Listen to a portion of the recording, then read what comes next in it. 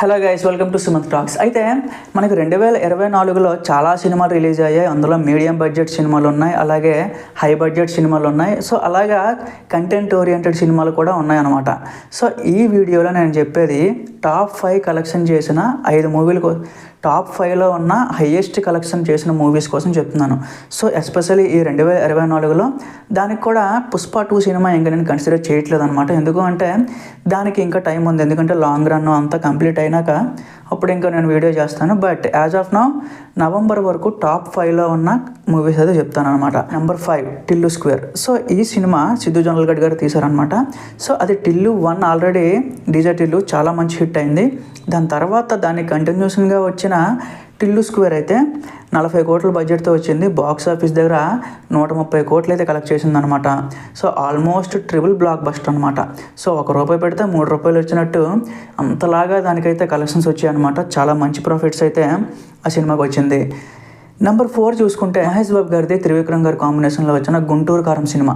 So ఈ cinema budget వచ్చేసి 130 కోట్లు పెడితే బాక్స్ ఆఫీస్ దగ్గర ఆల్మోస్ట్ 210 కోట్లు అయితే కలెక్ట్ చేసింది అనమాట.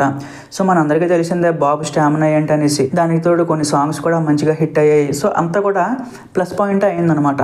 సినిమా కూడా బాగానే ఆడింది. అలాగే నెంబర్ 3 వచ్చినప్పటికీ హనుమాన్. సో ఈ సినిమా అంత పెద్ద హిట్ అవుతుందా అని చెప్పి ఎవ్వరూ అనుకోలేదన్నమాట.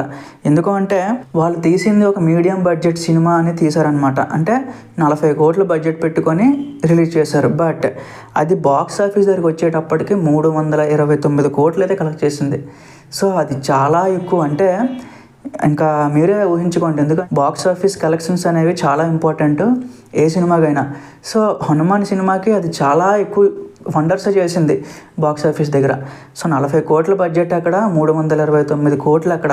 సో ఇంకా మీరు ఆలోచించండి. హిందీలో కూడా బాగానే ఆడింది, తమిళ్, కన్నడ, ప్రతి లాంగ్వేజ్లో కూడా బాగానే ఆడింది అనమాట సినిమా. సో తర్వాత నెంబర్ 2 వచ్చేసి మన తారక్ గారు నటించారు కదా, దేవరా. సో ఆ సినిమా అనమాట. ఈ 2024లో బెస్ట్ సాంగ్స్ ఏదైనా డెలివరీ చేసిందంటే అది దేవరా అనే చెప్పాలి.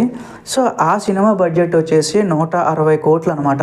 సో ఆ 160 కోట్లు బడ్జెట్ పెట్టి తీస్తే దానికి వరల్డ్ వైడ్ గ్రాస్ ఎంత వచ్చింది అంటే 440 కోట్లు అయితే వచ్చిందనమాట. డిజిటల్ రైట్స్ అవన్నీ నేను కాకుండా చెప్తున్నాను, ఓన్లీ బాక్స్ ఆఫీస్ దగ్గర ఎంత కలెక్షన్ చేసిందో అదే చెప్తున్నాను అనమాట. సో 440 కోట్లు అయితే వచ్చాయి అనమాట. అంటే అన్నీ కలుపుకుంటే 500 crore అయితే దాటేసింది దానికి.